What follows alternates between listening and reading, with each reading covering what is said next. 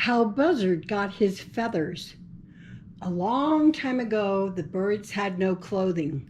They spoke like people, but they were shy and hid from sight. One day, they decided to hold a great council. "We must go to the Creator and ask him for clothing," said Eagle. So it was decided, but who would carry the message? Many birds volunteered, but finally they chose Buzzard.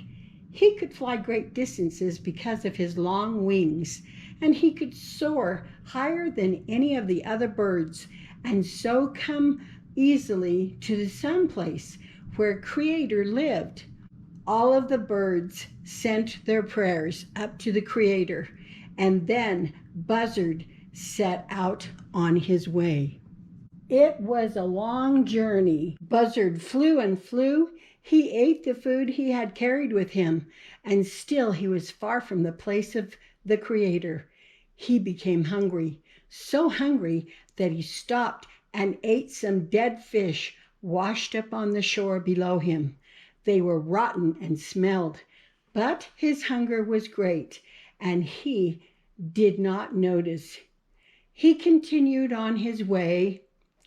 Now he was close to the sun place. He went higher and higher. It grew fiery hot from the sun, but still he flew up and up. The skin on top of his naked head burned red in the sun's heat. But at last he came to the place of the Creator. "I have been waiting for you," Creator said.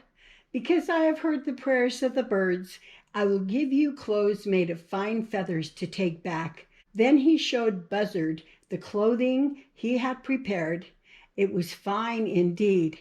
There were many colors in the feathers, as there are in the rainbow that arches across the sky after a rain. And the feathers shone so brightly that Buzzard had to turn his eyes away from them. "Now," Creator said, "I know how hard it was for you to fly to me. You may have the first choice of all these suits of feathers. Remember, though, you may try on each suit only once." Buzzard was very pleased. "I must choose the finest feathers," he said to himself. "Then everyone will see them and always remember it was I who brought back clothing for the birds." He tried on a suit of bright blue and white feathers with a jaunty cap.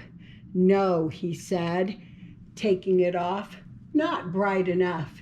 And so that suit went to Blue Jay. He tried on another suit of brilliant red and black with a tall crest. "No," he said, "I do not look good in red."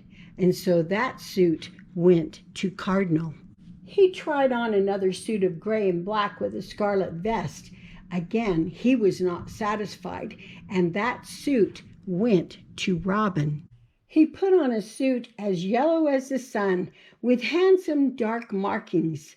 "Too much black on this one," he said, and that suit went to Goldfinch. Creator patiently watched Buzzard trying on one suit after another. None of them were right. Sometimes the feathers were too long. Sometimes they were not long enough. Some were too dark, others too light. None of them seemed to be just right for the messenger of all the birds. Finally, Buzzard put on a suit of clothes that was too small for him, although all of the other clothes had grown larger or smaller to fit whatever bird chose them. This last suit of feathers was very tight. Buzzard pulled and strained. Finally, he got it on. It left his legs and his neck bare. The red skin of his bald head remained uncovered. He looked at the suit. Not fine. Not fine at all. The feathers hardly had any color. Just a dirty brown. They were not shiny and neat like the others. Buzzard was not pleased. "This is the worst of all," he said. Creator smiled. "Buzzard," he said, It is the only suit left. Now it will have to be yours. And so to this day, you can see Buzzard wearing the suit that he earned for himself. He still eats things long dead because of what he ate on his journey to the place of Creator. And though some make fun of the way he looks, Buzzard still remembers that he was the only one who could make that long journey. Even in his suit of dirty feathers that fits him badly, even with his head burned scarlet from the heat of the sun, he remembers that he was chosen to be the messenger for all the birds. When he circles in the sky, he is close to Creator. Then even in his ill-fitting suit of feathers, he is proud. We are going to say the names of the birds we just learned in our story how Buzzard got his feathers. First, we're going to say Buzzard. Now, there are two ways of saying this. There's the way the Navajo people say it and the way the code talkers have said it. I think that'd be fun to learn that. Buzzard, a common buzzard in Dine Bizaad is Toanande Atsaklichi. Can you see that? Toanande Atsaklichi.